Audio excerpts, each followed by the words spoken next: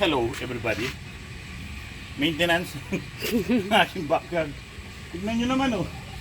Naglin na dito sa buko yung siresa.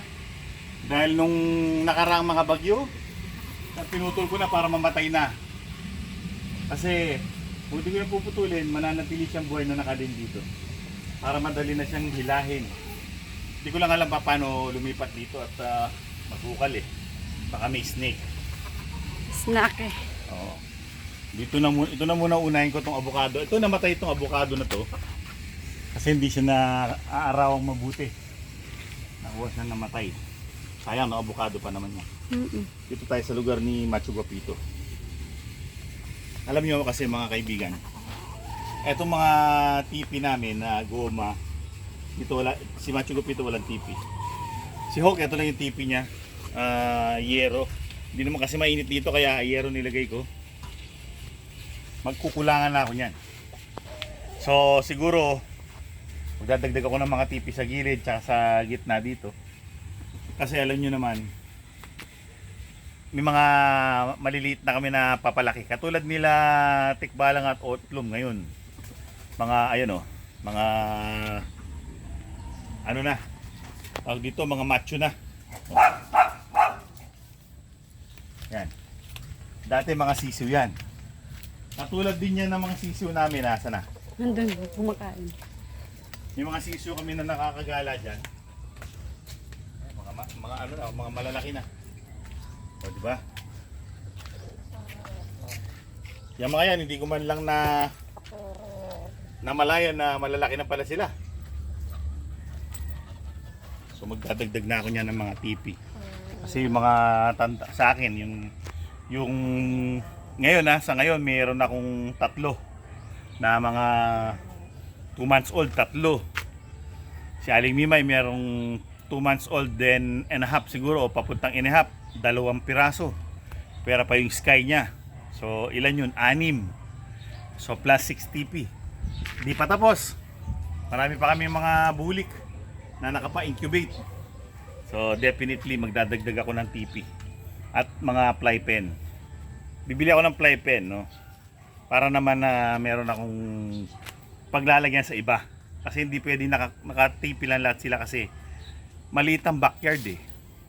Makakapaglagay lang kung mangilang-ilang tipi. Yung iba nasa fly pen na, niro-rotate na lang namin. So, ngayon hindi pa problema, no? Hindi pa problema ngayon yan. Pag lumaki na yung mga yun. Pag nagtandang-tandangan na, yun, medyo mag-iisip-isip na ako ng mga pwesto nila. So, pansamantala, maglilinis muna ako dito. Enjoyin ko muna yung hindi ako crowded. Yan ang hirap pag backyard, maliit ang lugar. Although malaki naman ang lugar, pero syempre, malaki ang lugar namin, pwede kami maglagay dito sa BB Village, no? Pero, ang gusto ko lang, nasa tabi ko lang sila kasi mahirap na.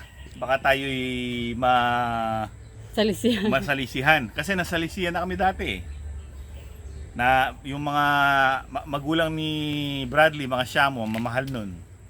Pero although hindi naman gano'ng kamahal, big sabihin, medyo may halaga naman sila kahit paano. Tapos yung maganda kong manok, mapapanood nyo yun sa mga unang mga 3 years ago na vlog namin. Bago mag-pandemic. Pwede naman. Well, yan, dumi oh. Kasi panahon na ng taglagas ng mga mahogany. Pero itong bukid, promising, nakakaaliwalas na tingnan natin. No? Ayan, no? Nakakaaliwalas tignan. Di ba? Ito na lang yung obstacle, itong lugar na to. So, lilinisin ko yan para hindi abalang ganyan. Tsakang tignan. O, Judge, tulungan mo ako. Magtabas tayo.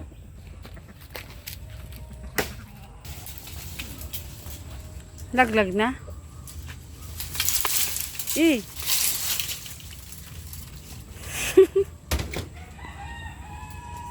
Ang gatong. Hawk, excuse Hawk. Kabigat niyan. O, di ba? Yan ang buhay backyard. Wala kang helper. Wala kang backyard Pangarap ko, boy. no? Pangarap ko sa pag-aalaga ng manok, no? Meron akong mga helper.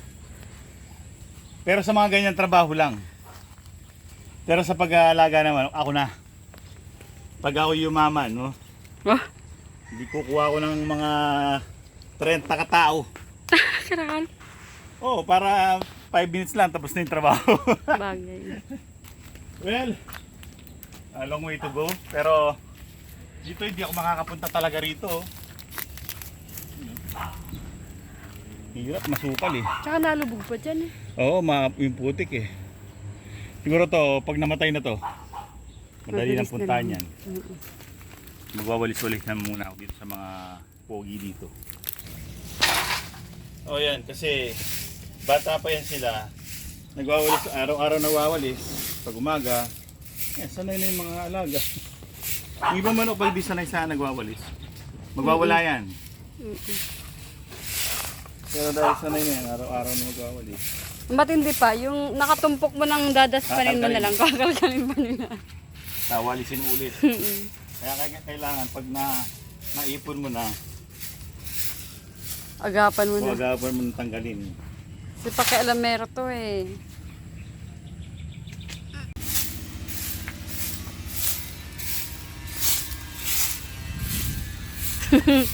Ito na, malapit na matapos.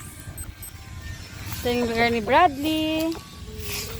Yung lugar nila, Utlong tsaka Tikbalang, malinis na rin. Siyempre, di sila nagpanik nung nawalisan yung kanilang lugar.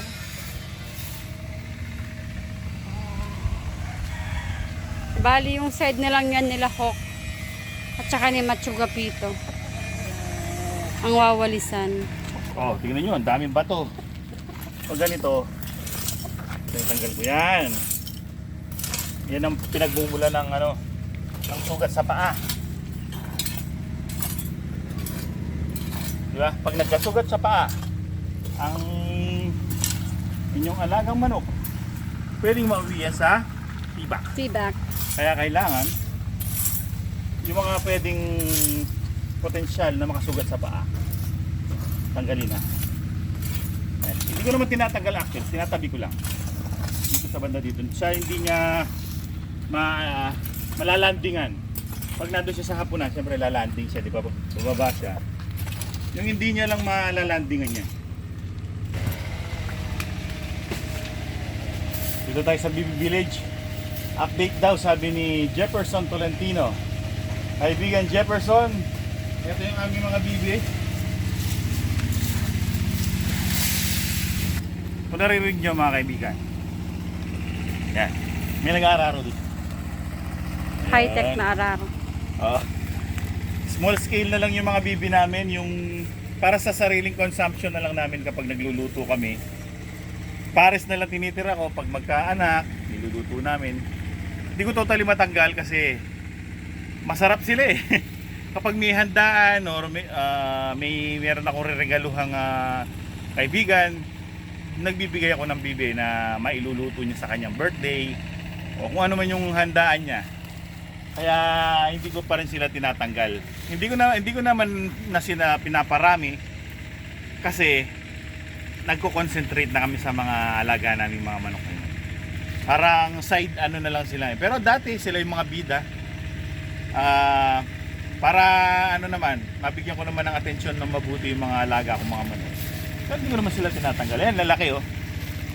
Actually, magagandang bulas yung mga bibi namin ngayon. Pati mga babae malalaki.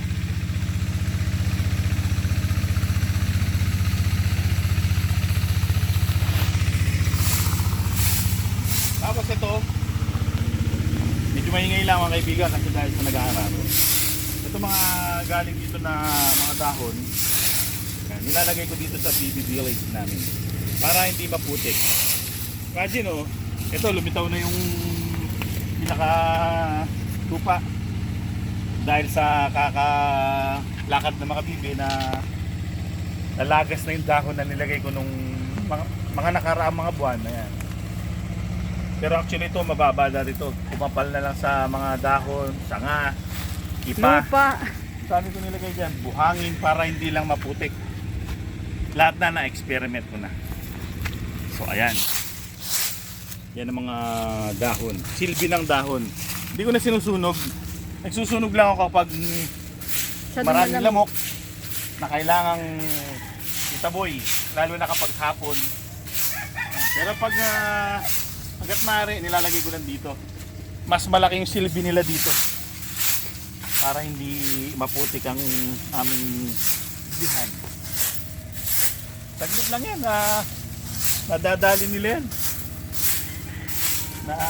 Yan sila nag-akakalkal, hinihiga. So kung mga papansin nyo mga kaibigan, ang aking pagpapagal Pagpapagal. malapit na matapos, no? Nalinis ko na yan. So press ko na naman yung mga pwesto nila potlom.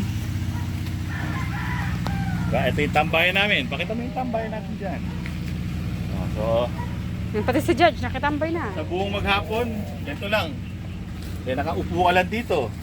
Diba? Wait. Ang likod ko, my back! Nakaupo ka lang dito. Ako, umugali ko ganyan pag nakarelax ako, tatanggal ako ng tsinelas. Hindi ko alam bakit, parang mula bata ako sa laking bukid ako. Ganyan. O yan, di ba? Hindi ka ba matutuwa? May mga nandyan yung mga alaga mo. Yan. Nandito si Judge. Yung aking trusty tagapagbantay. Tapos yung mga alaga namin, mga dating mga sisiw lang yan. Ngayon ang pupogi na. Nakatingin siya sa camera. Ayan, bagong ano siya, pungos. Judge, Guwapo. excuse me, be.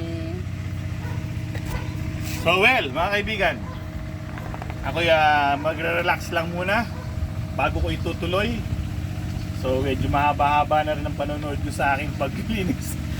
Sino ba naman ang matutuwang manonood sa... Hindi na. Kailangan mo yun kasi para makita nila na nag-maintain ka rin ng pakapaligiran mo. Ika naman. Ibig sabihin, baka mainit na yung mga nanonood, no? Mga kaibigan, maraming salamat sa panonood nyo sa amin. Ito yung mga glimpse na ginagawa namin sa aming backyard sa pag-aasikaso ng mga alaga. Hanggang sa susunod na episode. Maraming salamat sa inyong panonood. Paalam. Judging paalam na. Paalam.